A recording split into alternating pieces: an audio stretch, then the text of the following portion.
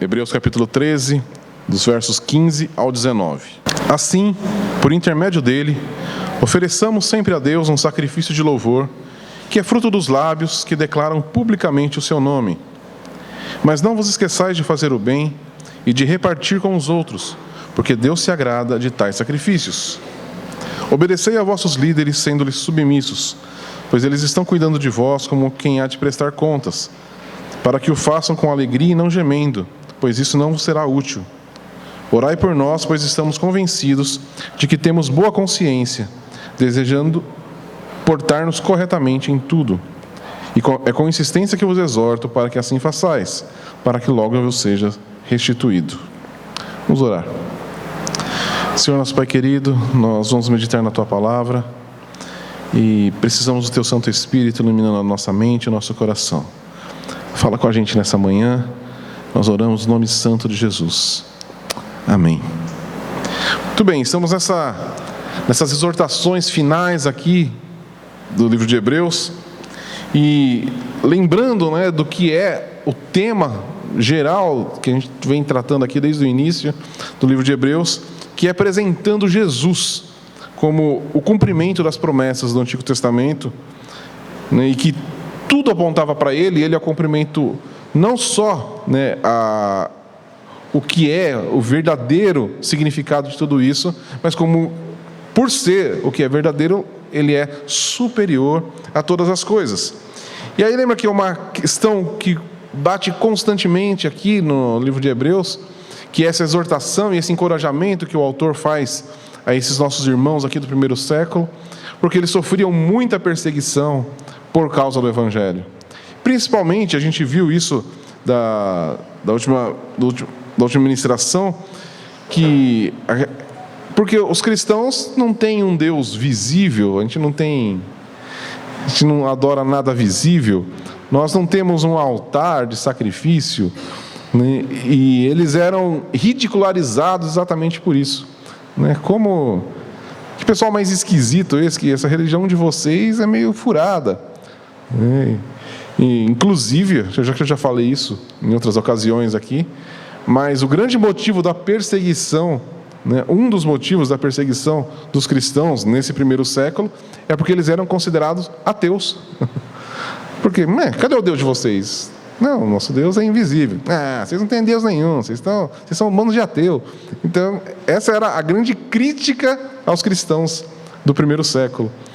E a gente viu da outra vez, que os sacerdotes não tinham direito de comer realmente do sacrifício do dia da expiação. Mas aqui é muito interessante, como o autor agora ele vai começar esse nosso texto aqui. Assim, por intermédio dele, ofereçamos sempre a Deus um sacrifício de louvor. Vocês não têm mais um sacrifício, você não tem que matar mais animal nenhum, vocês não têm um altar onde vocês vão colocar um animal ali e oferecer para um Deus visível, mas vocês vão sim oferecer um sacrifício, mas é um sacrifício de louvor. E uma coisa que é mais importante é o que ele fala, é como ele começa esse verso 15. Assim, por intermédio dele. Então agora ele vai mostrar e é o que trata o livro inteiro de Hebreus, que tudo é por meio de Jesus. Então, se nós vamos agora assim oferecer um sacrifício, é por meio de Jesus, tá? Ele é o intermediário. Então, deixa muito claro aqui que não adianta queremos oferecer qualquer culto a Deus, qualquer tipo de adoração, se não for por intermédio de Jesus. E essa é a grande diferença que faz a nossa vida. Porque não adianta nada fazermos qualquer coisa para Deus, se não for por intermédio de Jesus. Amém? Então, o propósito da vida cristã é fazer qualquer coisa por meio de Jesus. É viver como um sacrifício a Ele e oferecendo um sacrifício de louvor. Agora vamos entender o que é, esse sacrifício. Paulo escreveu lá também em Romanos capítulo 12, no verso 1, verso bem conhecido nosso. Portanto, irmãos, exorto-vos pelas compaixões de Deus, que apresenteis o vosso corpo como sacrifício vivo, santo e agradável a Deus, que é o vosso culto racional. Então, mais uma vez aqui, Paulo também vai tratar essa questão.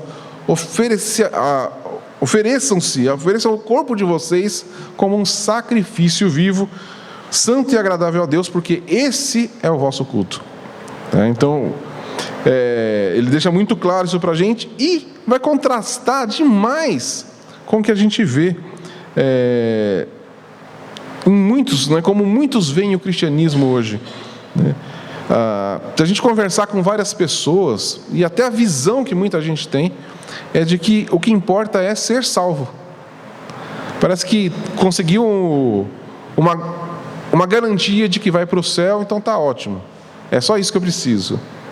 Se eu tiver um certificado lá, não, tá dentro, então beleza, agora vou viver minha vida, contanto que eu receba a salvação. E essa é uma crítica que a gente tem que sempre fazer. Nós vemos isso acontecendo, pessoas que criticam isso e pessoas que querem exatamente isso. Então a gente vê um conflito entre os próprios cristãos, enquanto alguns acham que, não, já estou salvo, então tá beleza, agora é só viver minha vida, e outros falam, não é. E aí existe o outro extremo que é, não, você só é salvo se você fizer alguma coisa.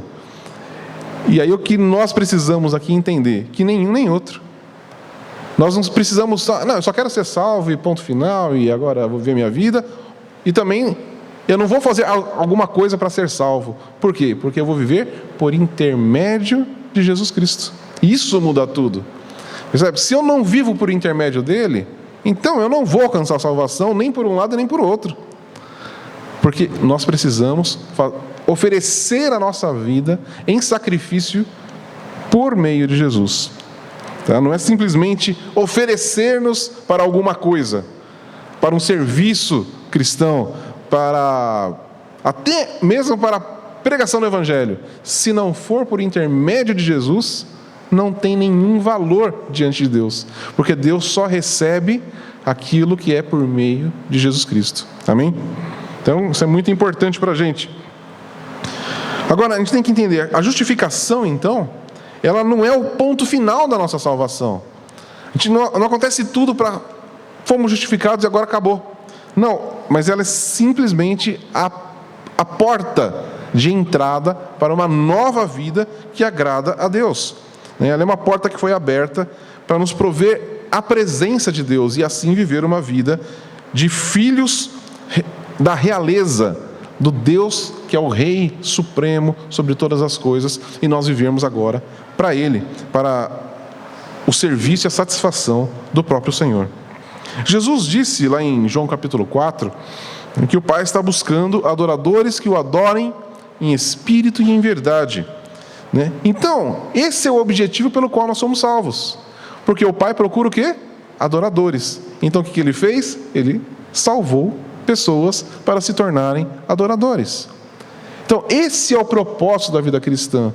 Deus nos salva para que nós agora nos tornemos os adoradores dele, aqueles que prestam um culto, que se oferecem como um sacrifício vivo para ele, para ser agradável a ele. E aí mais uma vez, poxa, mas que Deus egoísta, Ele fez isso só por causa dele? Ele não é egoísta, mas ele é o Senhor da glória. Então, a gente não tem como comparar Deus com a gente. A gente gosta muito de fazer isso. Mas Deus, muito orgulhoso esse Deus. Não, Ele é Deus. Não tem como a gente comparar com a gente que é criatura.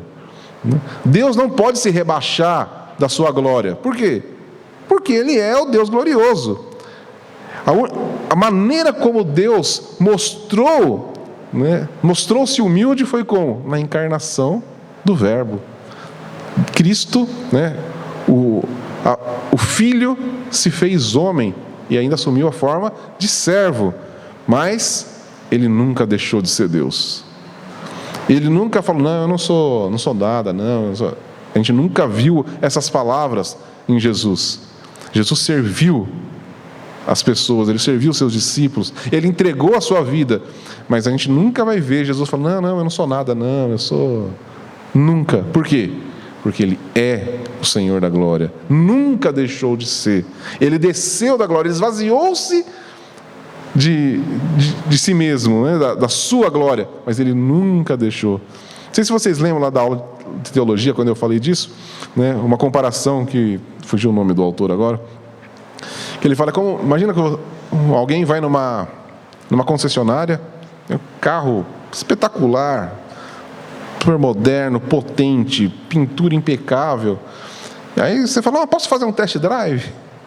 Aí você sai com aquele carro, vai para o meio do barro, cobre aquele carro de barro, né? Aí você volta para a concessionária, né? Aí quem olha para aquele carro vai falar o quê? Esse carro aí é horrível. Por quê? Porque ele estava coberto de barro. Mas ele deixou de ser aquele carro potente, com a pintura perfeita, com a tecnologia? Não, exatamente o nosso Senhor. Ele se revestiu da humanidade, do barro, mas Ele nunca deixou de ser o Senhor da glória.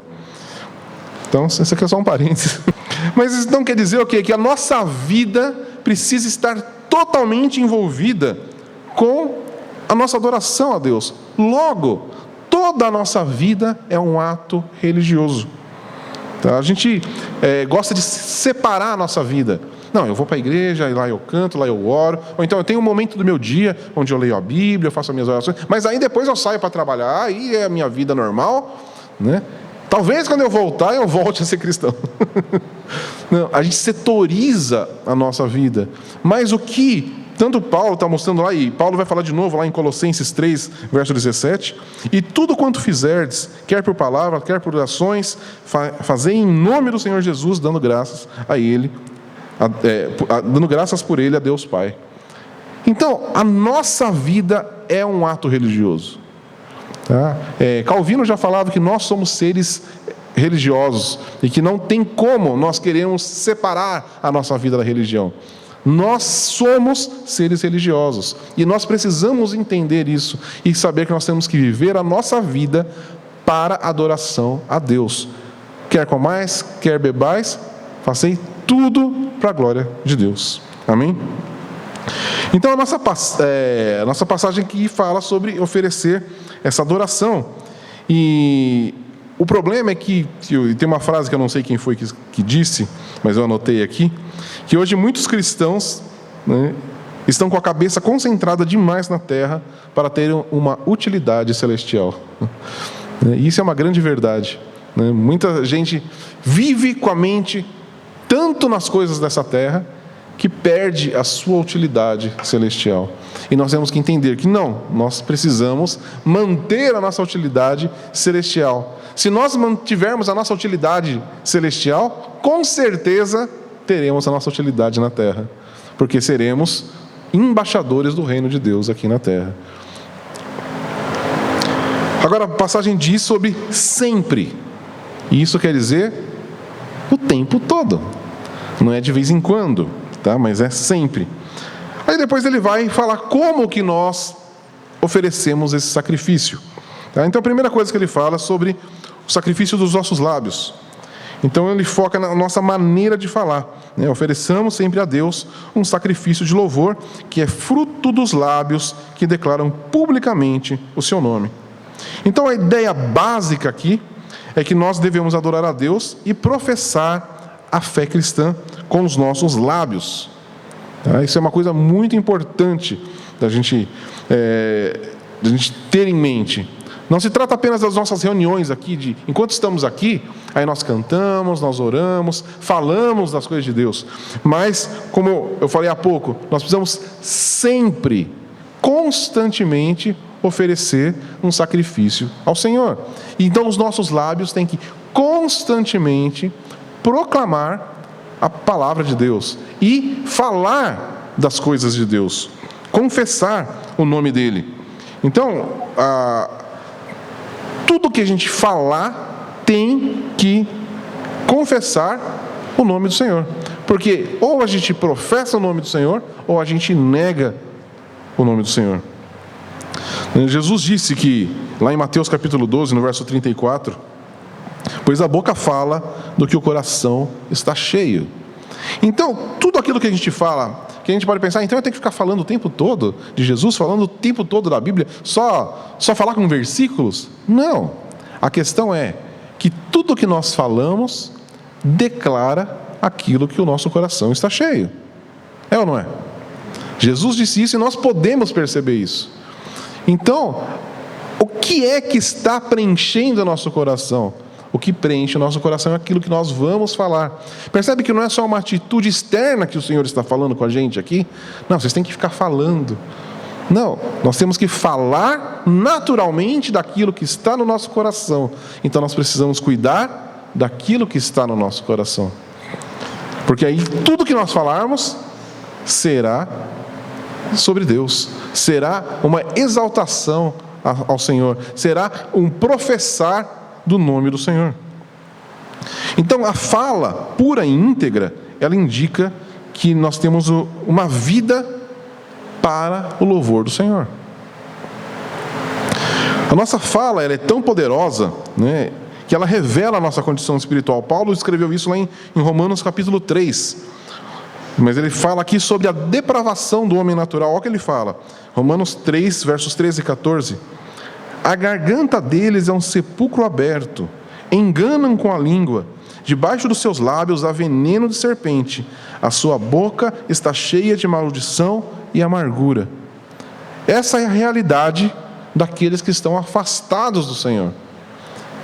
Então, a nossa condição de sermos salvos, redimidos pelo sangue do Cordeiro, é de ter uma inversão dessas falas. Tudo que ele fala aqui sobre a depravação do homem, para nós ela deve ser o inverso. Então, se ele fala que a garganta deles é um sepulcro aberto, ou seja, é morte, sobre o que nós temos que falar? Sobre vida. Nossas palavras têm que proclamar vida. Se ele fala sobre enganar com a língua, o que nós temos que falar? A verdade. Se ele fala que há veneno de serpente, o que nós temos que ter na nossa palavra? Cura. Palavras de bênção para as pessoas. Se ele fala que é maldição e amargura, nós temos que falar de bênção e falar daquilo que é bom, daquilo que alegra o coração, daquilo que vai trazer esperança. Essas têm que ser as nossas palavras. Percebe? Então não é só falar do Evangelho o tempo todo, né? Porque senão a gente acaba ficando aquele pessoal chato, que parece que tem que falar um versículo para tudo que vai falar. Não é isso que o Senhor fala para a gente. A palavra de Deus tem que estar dentro do nosso coração. Quando a gente começar a falar, as palavras naturais que a gente falar vai ser vinculada com o texto bíblico. A gente não precisa ficar declamando versículos para as pessoas, mas nós precisamos falar daquilo que transformou o nosso coração. E aí, quando proclamarmos qualquer coisa que seja, sobre qualquer assunto, vai sair verdade, vai sair virtude, vai sair vida, vai sair bênção, vai sair algo que vai tocar a vida das pessoas para uma transformação. Elas vão ser impactadas pelas nossas palavras de uma forma positiva e não negativa. Essa questão, que a gente vê aqui, do que a gente leu de Paulo, mostra muito a cultura que nós vivemos à nossa volta. Quando a gente para conversar com alguém, o que você vai ouvir dela? A maior parte das coisas que a gente ouve das pessoas é reclamação, ofensas, pode não ser a você, mas alguém, chega para você para falar de alguém, para fazer fofoca. É ou não é? Não é esse o assunto que rola? Eu fico impressionado, às vezes, quando a gente chega perto de algumas pessoas que estão conversando, e aí, ou está falando de alguém, é muito comum isso no ônibus, no metrô, você vê pessoas conversando, aí estão falando ou mal do marido, ou mal da mulher, ou mal do filho, ou mal da mãe, ou mal do vizinho, sempre está falando mal de alguém. Você nunca vê as pessoas falando de coisas boas. Ou está falando, porque eu fico doente, porque eu fui no hospital, só fala de coisa ruim. E nós somos chamados para falar de coisas boas. Nós temos que ser na contramão do que esse mundo prega e fala. Nós temos que proclamar as coisas boas, falar de virtudes, Tá? Isso não significa que a gente não tem que olhar e ver as coisas ruins e criticar as coisas ruins, mas não simplesmente ficar reclamando. Só reclamar, só gera mais desconforto, mais angústia. Não, nós somos chamados para trazermos esperança. O Senhor diz que nós somos a luz do mundo, o sal da terra. Ou seja, nós temos que causar transformação. Amém? Até alguns dos nossos, falando um pouquinho mais sobre a língua aqui, né? Olha o que Tiago escreve. A língua também é um fogo, sim, como um mundo de maldade. Ela é colocada entre os membros do nosso corpo, contamina todo o corpo e põe em chamas o curso da nossa existência, sendo por sua vez posta em chamas pelo inferno. Mas nenhum homem pode domar a língua. É um mal que não pode se conter. Está cheia de veneno mortal. Olha o que Tiago fala a respeito da nossa língua. E aí, né, a gente pode lembrar, né, e talvez todos nós tenhamos essas marcas em nós, de palavras que nós ouvimos. Como a gente carrega isso? Não é? Alguém aqui já foi ofendido com palavras? E você não carrega isso?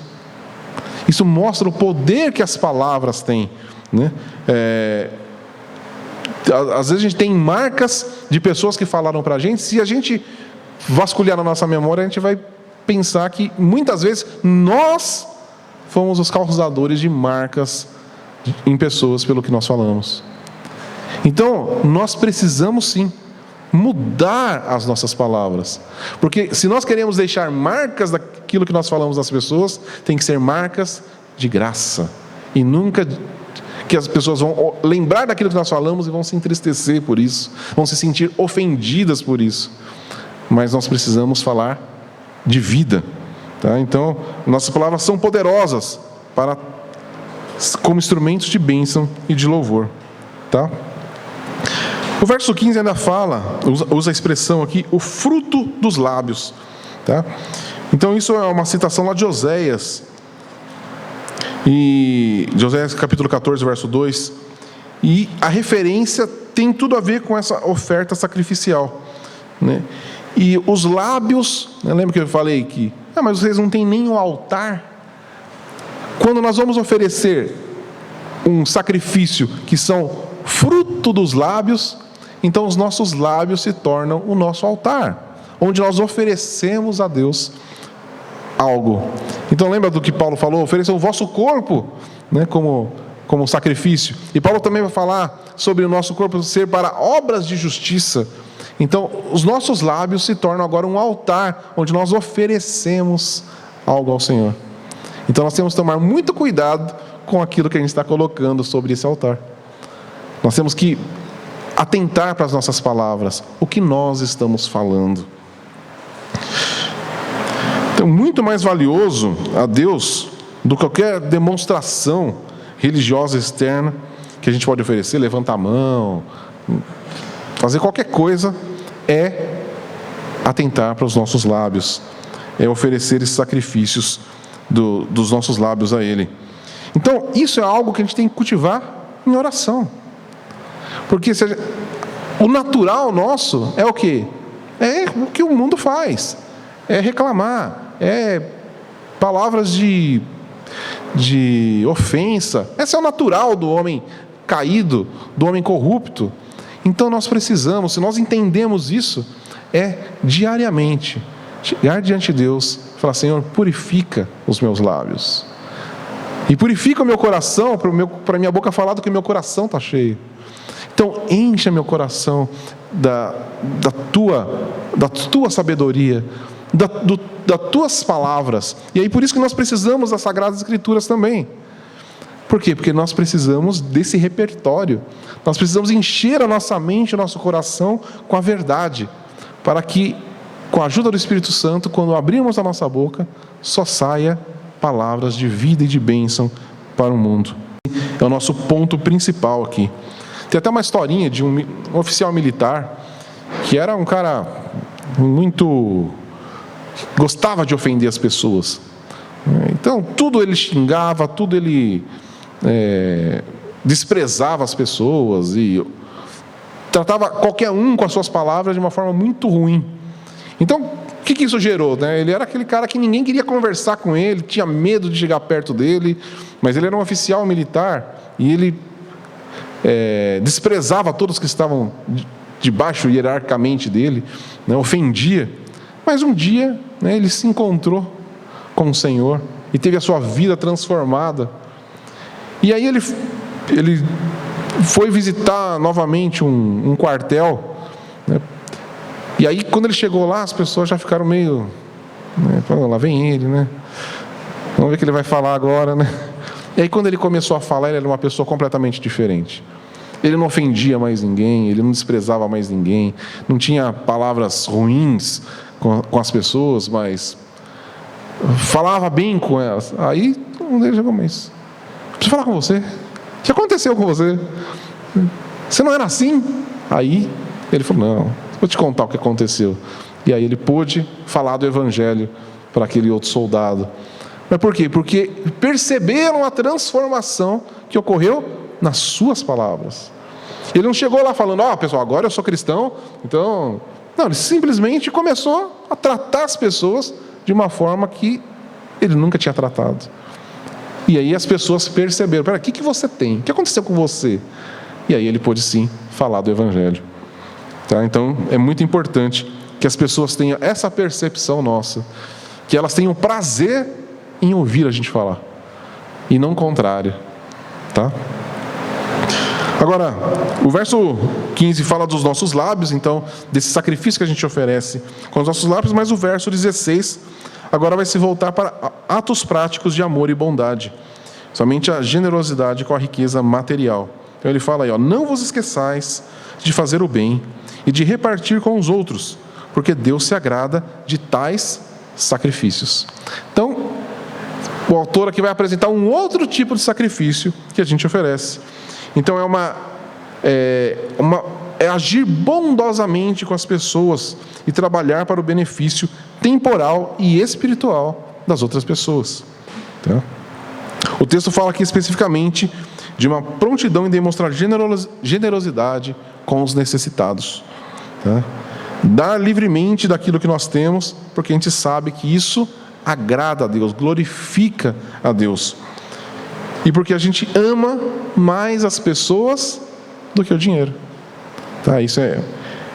Jesus disse lá em Mateus 6, falando exatamente da questão das riquezas, que a gente não pode servir a Deus e as riquezas ao mesmo tempo.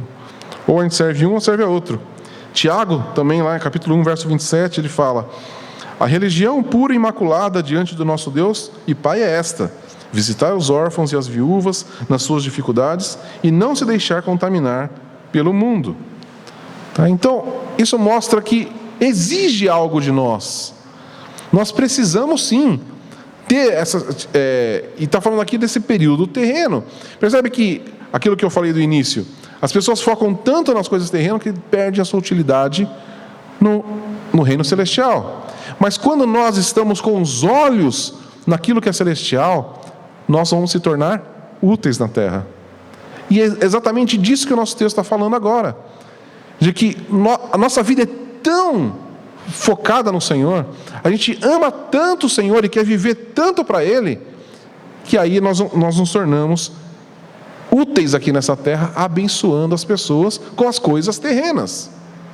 Se nas nossas palavras nós trazemos vida diretamente do Senhor, diretamente da Sagrada Escritura, agora ele fala, mas além disso, você ainda vai também dividir aquilo que você recebe materialmente.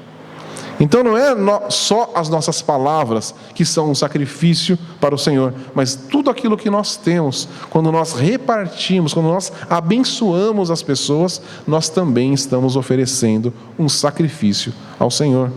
Então isso mostra como é importante, e Tiago ele vai trabalhar muito essa questão, e ele vai falar, e o verso que é famoso, né? Mostre a sua fé sem as obras, aqui eu te mostro a minha fé pelas minhas obras. E aí muita gente interpreta esse verso errado, como se a salvação está nas obras, e não. A questão é, eu tenho tanta fé no Senhor, que as minhas obras, elas são fruto disso.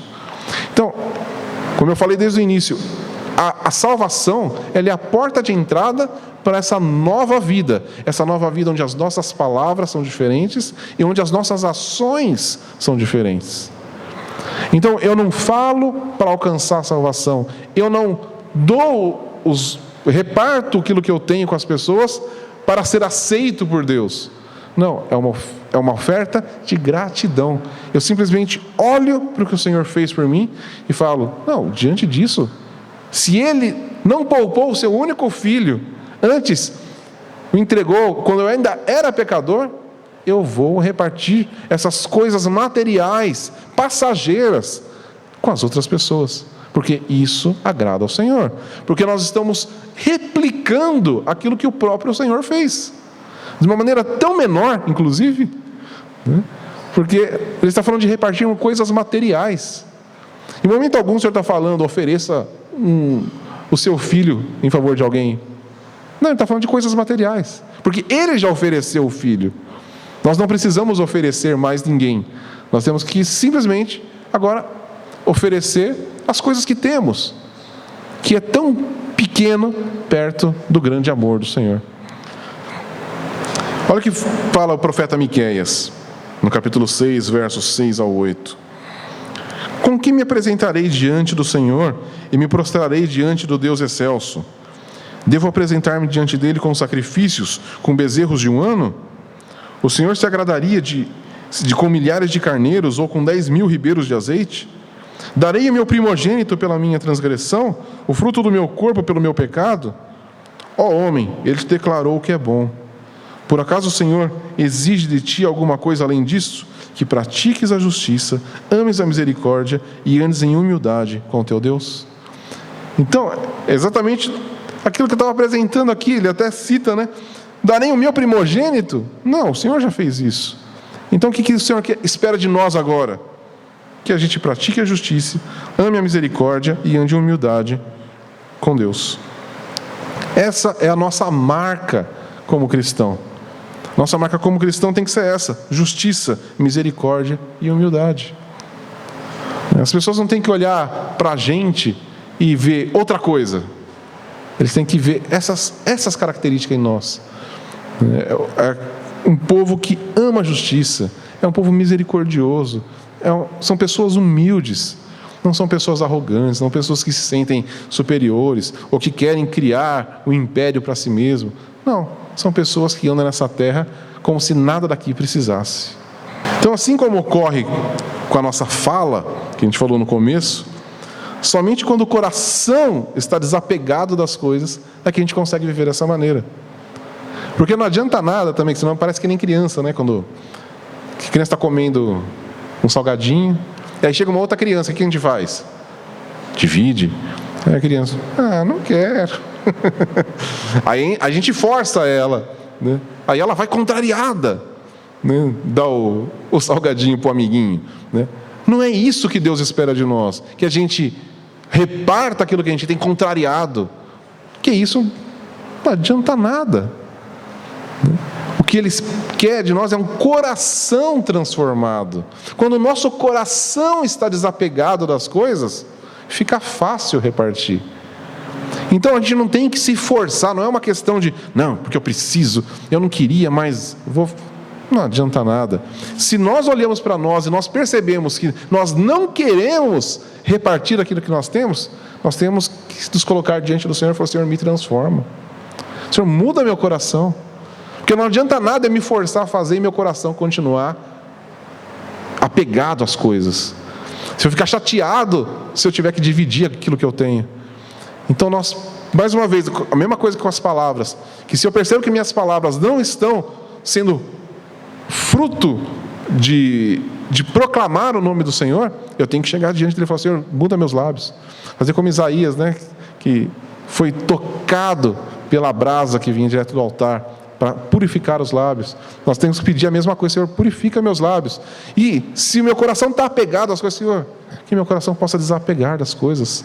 Muda meu coração, muda a minha mente, muda o meu interior, para que aí eu possa simplesmente, as minhas mãos, as minhas palavras vão simplesmente fazer aquilo que o Senhor fez lá dentro do meu coração. Então, percebe, não é uma atitude externa. Nunca se trata de uma atitude externa, mas sim de uma atitude do coração. Por fim, então, é para Deus que a gente vive assim, né? Não é para mostrar para as pessoas também. Isso é uma coisa importante. Não, eu tenho que mostrar para as pessoas que eu sou. Não, nós precisamos fazer isso para Deus. E por isso que a atitude externa não adianta nada, porque Deus está vendo o quê?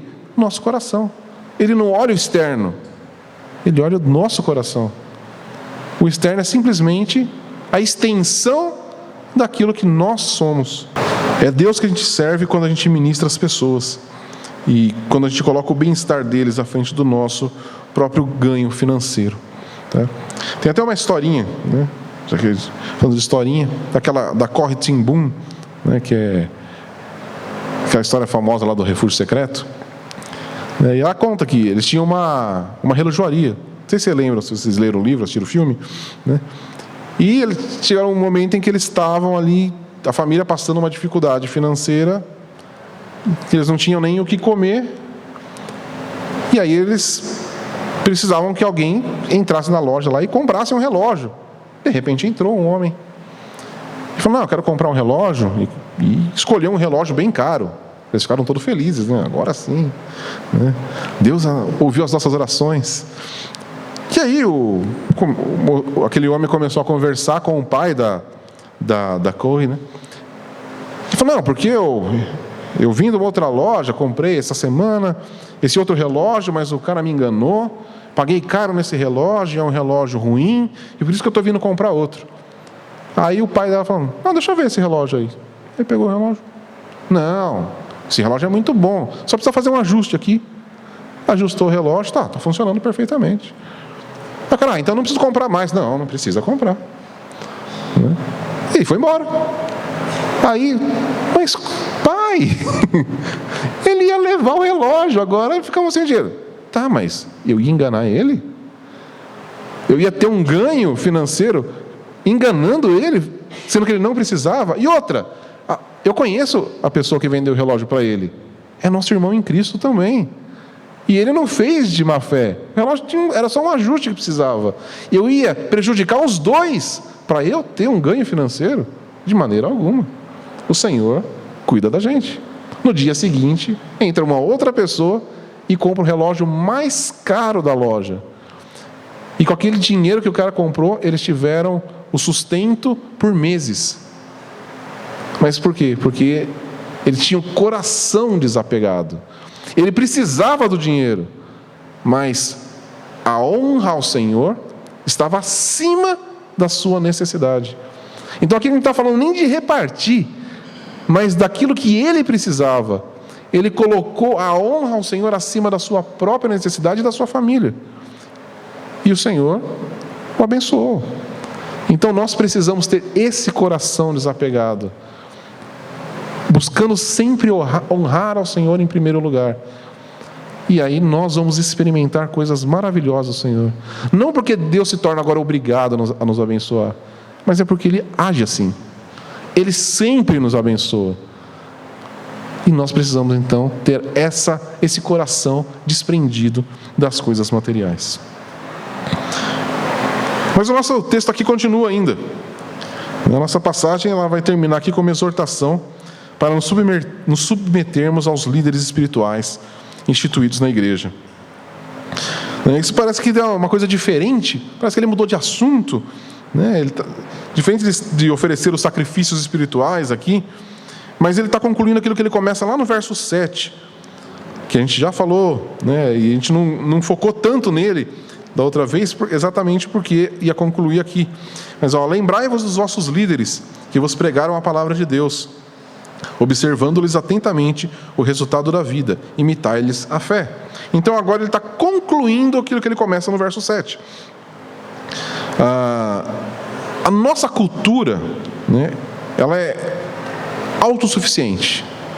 Então as pessoas acham que não precisam de ninguém, né? Não, eu sei cuidar da minha vida. Eu sei o que tem que fazer. Eu não preciso de ninguém.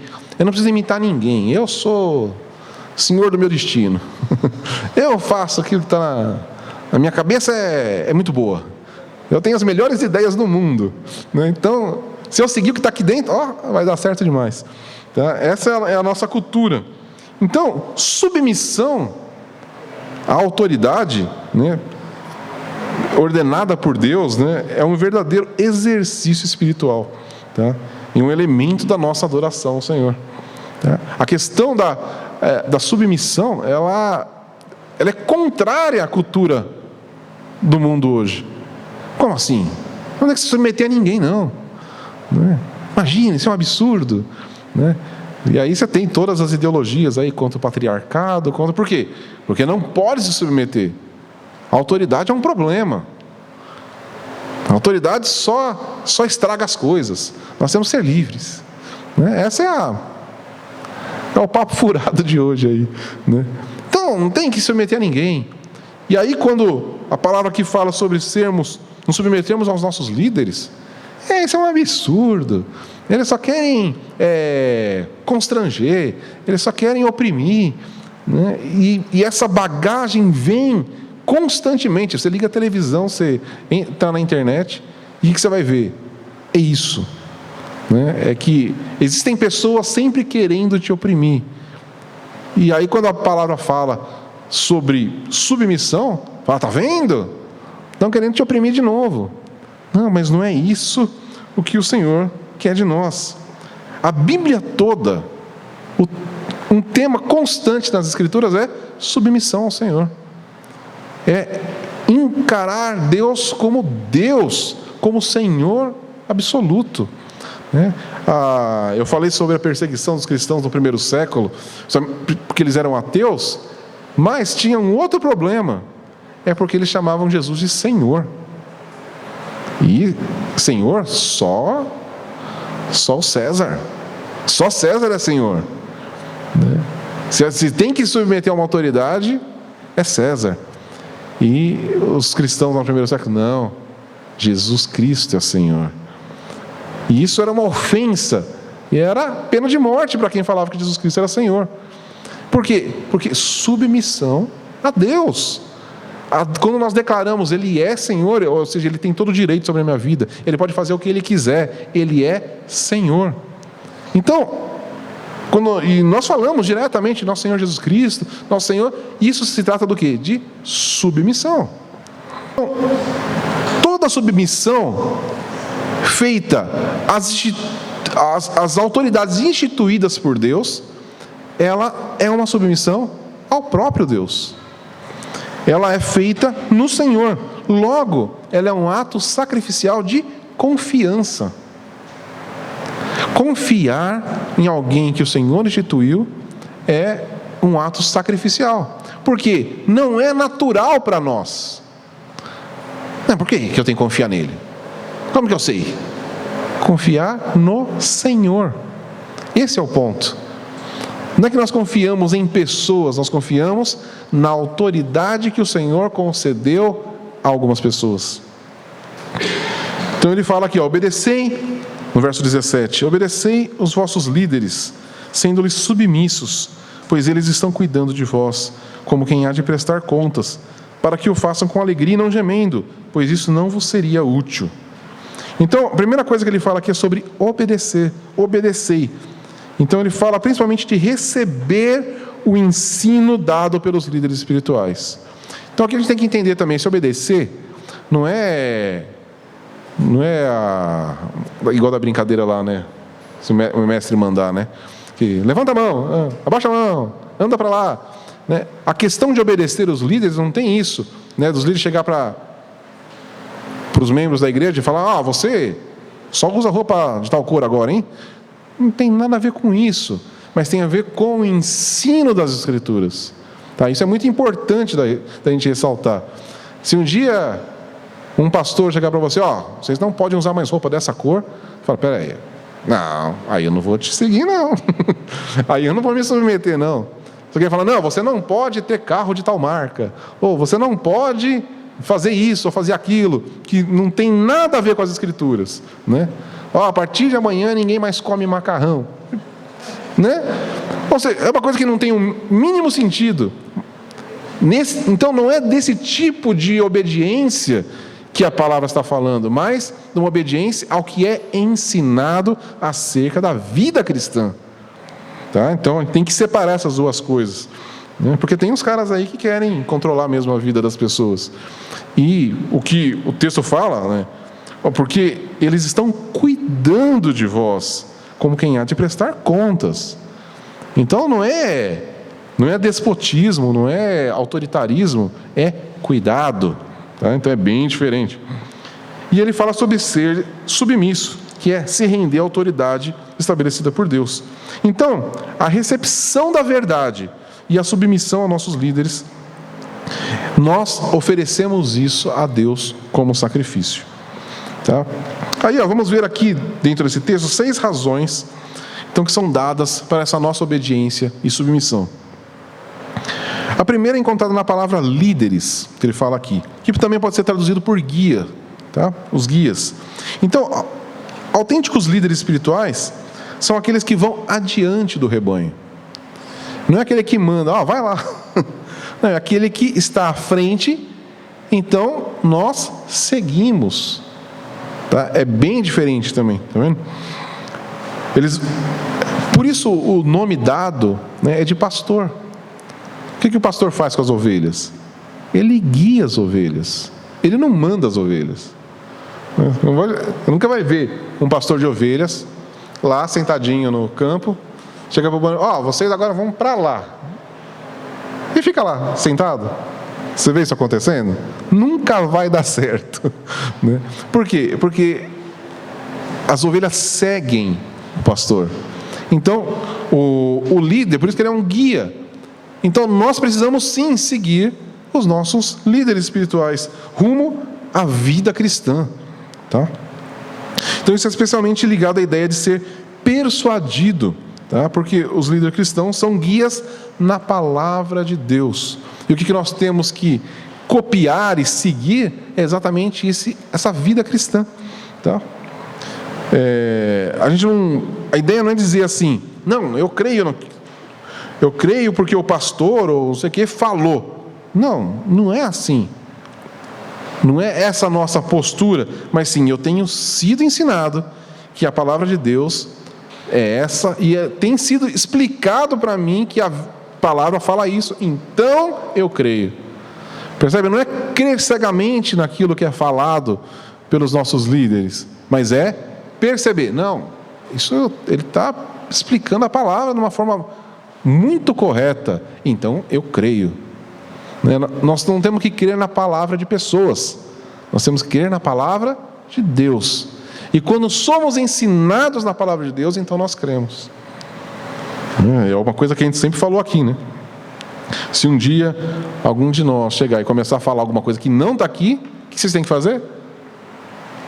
Vai embora, fala, peraí, agora não, agora chega. Vamos ter uma conversa séria aqui, porque eu não vou me submeter não.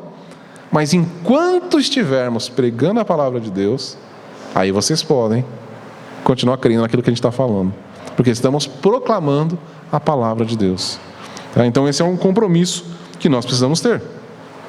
Segunda coisa, nós nos submetemos aos líderes espirituais porque a autoridade deles vem de Cristo. Não é autoimposto. Não é alguém que chegou, não, eu decidi, eu vou ser o líder. Não, quem decide isso é o próprio Senhor. Efésios 4, versos 11 e 12 diz, Ele designou uns como apóstolos, outros como profetas, outros como evangelistas e ainda outros como pastores e mestres, tendo em vista o aperfeiçoamento dos santos para a obra do ministério e para a edificação do corpo de Cristo. Então, o Senhor é que designa pessoas para ser líderes espirituais. Então, essa autoridade espiritual e moral, ela não é temporal, ela não é uma coisa mundana, ela não é daqui. Ela vem diretamente do alto. Tá? E uma vez que líderes cristãos, presbíteros, diáconos, são chamados a servir a igreja, então a gente deve recebê-los como autoridade estabelecida pelo próprio Jesus. Tá? Nós não cremos que líderes são sacerdotes e são os intermediadores entre Deus e os homens. Não temos essa noção, mas entendemos que são autoridade estabelecida por Deus. Tá? Não tem aquela coisa que a oração do pastor é mais poderosa, isso não existe. Tá? Não é essa a questão, porque muita gente também começa a colocar, então o pastor, ele é mais espiritual, ele é mais santo. Não. Pessoas normais, mas com autoridade instituída por Deus. Tá? Então, a gente tem que ter essa percepção, não elevar para um lado que não é, mas também não desconsiderar pelo lado que é. É uma autoridade instituída por Deus, mas não é super-homem, não é super santo, não tem a oração mais poderosa, não sabe tudo, tá? São pessoas normais, que carecem da graça constantemente do Senhor, tá? Aí a terceira e a quarta coisa estão juntas, né? Esses líderes estão cuidando de vós como quem há de prestar contas. Então, né, muita gente aí tem, muito comum, seguro, imagina, você faz o seguro da sua casa, né, e aí vai o consultor lá da seguradora e fala, para melhorar a segurança aqui, você podia mexer nisso, o que você vai fazer? Eu falo, não vai fazer nada, você não sabe de nada. Não, você está contratando o cara para cuidar do seu patrimônio, e aí quando ele fala para você melhorar uma coisa, você fala, não vou fazer não, imagina, é papo furado, né? Ou então você quer fazer investimentos financeiros, e aí você contrata um consultor financeiro, e aí ele fala para você, é melhor você tirar o dinheiro daqui e por aqui. É nada. Você me contratou, eu sou especialista no assunto, né? E você não quer ouvir, né? Parece um negócio ridículo, né? Só que a gente faz a mesma coisa, né? Nós temos alguém que é um especialista no estudo das Escrituras, e ele vem para nos ensinar, não concordo. Acho que não é assim, não. Prefiro fazer do meu jeito. Percebe que é um negócio incoerente, né? Mas a gente tem que entender, eles estão cuidando de nós, né? Então, os líderes, né, mencionados aqui em Hebreus, eles zelam pelas nossas almas. Eles são dotados por Deus de governo e para o ensino cristão. Então, eles vivem refletindo em como, né, melhorar o bem-estar da igreja. Esse é o conflito, né, e a busca do pastor, do presbítero, como que eu posso guiar melhor o povo para uma vida autêntica cristã. Essa é a grande angústia, né? Eu, por exemplo, vim aqui pregar para vocês, né? Além de estudar o texto, eu falei assim, olha, eu quero ir lá. Eu tenho uma responsabilidade absurda eu chegar diante de vocês e proclamar a palavra do Senhor. Explicar essa palavra santa. Não é uma coisa banal, assim, não é, vou lá, falo qualquer coisa aí. Não, é muito sério isso. E principalmente, eu posso aqui até falar verdades, mas se vocês não conseguirem entender o que eu falar, também não adianta nada. Pensa aqui, eu fico falando, eu não entendi nada, mas tá bom. Não serviu de nada. Então, é um desafio de todo aquele que prega, que é a palavra de Deus, de ser bênção para a própria igreja. O nosso maior anseio em pregar a palavra de Deus é ver o quê? Uma igreja forte, pessoas que vivem uma vida com Deus com intensidade, que amam a palavra do Senhor e que são pessoas ativas, né? Que têm uma utilidade celestial e terrena.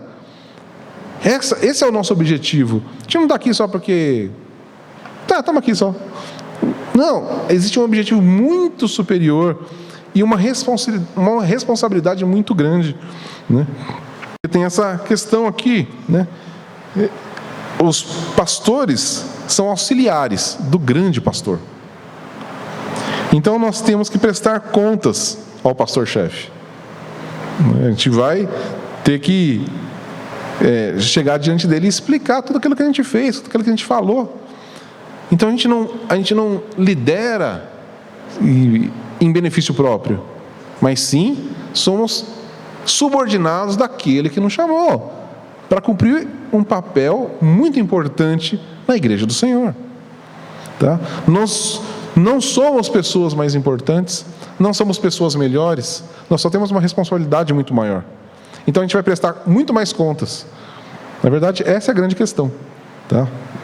Não existe nada de ser mais importante. E então, se o objetivo do líder espiritual é encontrar essa igreja que recebe a palavra e que é fortificada, que cresce com a palavra do Senhor e que sabe que tem que prestar contas ao Senhor de tudo que fala, de tudo que faz, a nossa posição como igreja do Senhor é nos submeter a eles e ajudá-los por meio da obediência à palavra, à fé. A quinta coisa, a nossa obediência que torna a liderança espiritual uma alegria e não um fardo. Que é o que o texto fala aqui, né?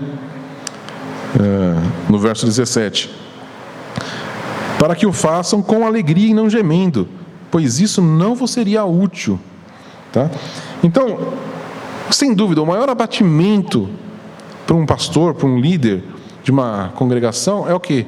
É ver pessoas que não estão recebendo a palavra, não estão crescendo espiritualmente, que continuam vivendo a sua vida da mesma maneira, que parece que a gente que está falando, fala, semana após semana, e as pessoas continuam do mesmo jeito. Não há um crescimento espiritual, né? É uma coisa que a gente vê, inclusive, que o autor aos Hebreus fala que vocês já deviam ser mestres e tem que ficar falando ainda de coisa rudimentar, né, da vida cristã. Então, isso é desgastante para o pastor, para o líder. Por quê? Porque ele quer ver, o empenho dele é em ver o crescimento da igreja. E se ele vê uma igreja que nunca sai do lugar, que sempre apresenta os mesmos problemas, sempre as mesmas crises, isso é desanimador, é ou não é? Você já teve essa oportunidade de falar com alguém e você quer ver o bem daquela pessoa? Aí você fala, e a pessoa continua fazendo a mesma coisa. Você fala de novo, e a pessoa continua vendo. O que você fala? Não quero mais falar. É ou não é? Você vai continuar na empolgação para continuar instruindo alguém? Não, quero mais. Então, e aí é isso que o texto fala. Isso não é útil para vocês. Porque se começa a acontecer esse desgaste do pastor, e ele começa a desanimar do seu ofício porque ele não vê resultado, isso é ruim para quem? Para a própria igreja. Não é ruim para o pastor, lógico que é ruim para ele, mas é ruim para a igreja, porque todo mundo começa a desandar. O pastor desanima da sua função, porque a igreja não responde ao que é ensinado, e isso vai criando um ciclo, né? Que vai só deteriorando a igreja. Aí a gente vê muito isso no mundo hoje. Então nós precisamos dar esse presente para os nossos líderes, que é o quê? Ter uma prontidão em crer e obedecer a palavra de Deus. E isso nós fazemos diante do Senhor. Vocês ouvem a mensagem aqui no domingo, são confrontados com a palavra, o que vocês vão fazer? Vão passar a semana orando: Senhor, me ajuda a viver isso aqui. Eu aprendi isso e eu quero viver. E se dedicar a isso em oração diariamente para responder. E a resposta não é para o pastor, percebe? A resposta é para quem? Para Deus. Porque o objetivo final é agradar a Deus. E a sexta e última coisa aqui.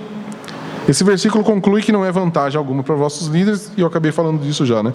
Mas isso acaba criando, além de sobrecarregar o líder, ele ainda gera disputa e incredulidade na igreja. Tá? Então, existem poucas coisas que trazem mais bênção para a nossa vida do que pertencer a uma igreja unificada, uma igreja forte. E isso só se dá como? Com líderes que querem realmente servir ao Senhor e com uma igreja que quer receber as palavras dessa liderança e juntos criar uma igreja forte. Tá? E não existe nada melhor do que isso. Então cada um de nós desempenha um papel vital na construção de uma igreja assim. Tá? Então uma igreja forte não é por causa do que o pastor faz. Então uma igreja fraca não é culpa do pastor, e uma igreja forte não é culpa do pastor. Uma igreja forte é uma junção da vida da liderança com a vida da congregação. São líderes que se preocupam em apresentar fielmente a palavra do Senhor, e de uma igreja que recebe verdadeiramente essa palavra do Senhor e busca vivê-la. Quando nós temos essa junção de coisas, nós temos uma igreja forte. Um lado só não gera crescimento. Então nós precisamos, sim, dessas duas coisas. E nós precisamos viver dessa maneira. E isso é um sacrifício que agrada ao Senhor. E claro, se a gente inverter esses versículos, aí traz toda a responsabilidade para o pastor, né? Ela serve como uma cartilha para aqueles que vão assumir qualquer liderança espiritual. Então nós devemos ser guias na palavra de Deus, na vida cristã, praticar o que pregamos e dar exemplo da nossa piedade. A isso a gente pode acrescentar que o conhecimento que iremos dar conta diante do Senhor. Tá? Então, existem os dois lados. Existe o lado da congregação e existe o lado da liderança, né? E esse versículo nos mostra essas duas coisas. Então, diante disso, né, se você não costuma também orar pela liderança, então chegou a hora de você botar isso em prática. Né? É como ele fala aqui no verso 18: orai por nós. Né? Então, é muito importante que nós tenhamos uma vida de oração pelos nossos líderes, porque eles precisam dessa oração. Como eu falei, é um trabalho muitas vezes desgastante, é uma preocupação com a igreja. Né? Estudar as Escrituras é muito mais que estudar qualquer outro livro, porque nós estamos estudando a revelação do próprio Deus. Então é uma responsabilidade muito maior do que qualquer outro assunto que a gente for ensinar. Eu, por exemplo, sou professor de música. Se eu ensinar um aluno a fazer um acorde errado, simplesmente ele vai fazer o acorde errado. Se eu te ensinar a viver errado a vida cristã, isso é muito sério. Isso traz consequências eternas. O acorde errado, não. Mas a vida cristã, vivida de forma errada, traz consequências eternas. Então, é muito mais sério. Então, nós temos que orar pelos nossos líderes para que eles sejam também protegidos, né, dos ataques espirituais e dos perigos normais desse mundo, dos pecados. Como falei, pessoas normais, pessoas que são tentadas todos os dias, como qualquer outra pessoa, tá? Então, resumindo aqui a nossa passagem, nós vimos como agora, né, nessas ilustrações finais aqui de Hebreus, como viver para a glória de Deus, como oferecendo um sacrifício com os nossos lábios, oferecendo um sacrifício com a nossa liberalidade, nosso desapego às coisas materiais, e adorando a Deus, honrando e obedecendo e sendo submisso aos nossos líderes. Amém? Espero que você tenha compreendido tudo, e vamos orar ao Senhor. Senhor, nosso Pai querido, como meditamos aqui na Tua Palavra, Senhor, nós queremos constantemente oferecer esses sacrifícios de louvor a Ti, primeiramente através dos nossos lábios, com tudo aquilo que falarmos, tudo aquilo que professarmos, que seja adoração a Ti. Senhor, enche o nosso coração com a Tua verdade, da pureza, com a Tua santidade, para que tudo que nós falarmos seja palavras de vida, de bênção, de gratidão, de fruto, que gere fruto em tudo aquilo que a gente falar. Senhor, também muda o nosso coração com relação às coisas materiais, que sejamos desapegados das coisas terrenas, que nós tenhamos liberalidade para abençoar as pessoas, para Te honrar com aquilo que nós temos, com os nossos bens.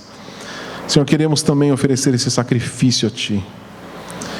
E a terceira coisa que nós vimos, Senhor, é sobre honrar os nossos líderes. Senhor, que nós possamos enxergar essas pessoas como aqueles que se dedicam ao Teu trabalho e que se dedicam ao estudo das Escrituras e nos ensinar as Sagradas Escrituras.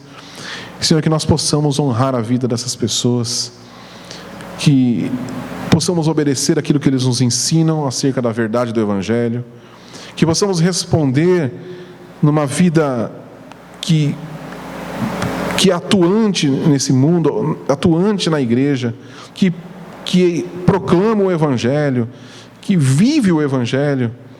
Senhor, nos leve todos os dias a orar pelos nossos líderes, que a gente não se esqueça dessa tarefa importante que eles têm,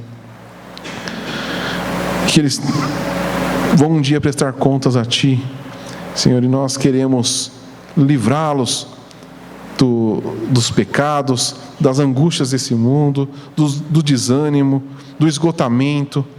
Senhor, que o Senhor possa abençoar todos os nossos líderes, que eles constantemente recebam a paz, eles recebam um vigor, uma renovação pelo Teu Santo Espírito, para continuar firmemente proclamando a palavra do Senhor, nos ensinando constantemente a viver uma vida cristã autêntica. Senhor, nós pedimos e abençoamos as vidas desses nossos irmãos. No nome santo de Jesus oramos. Amém.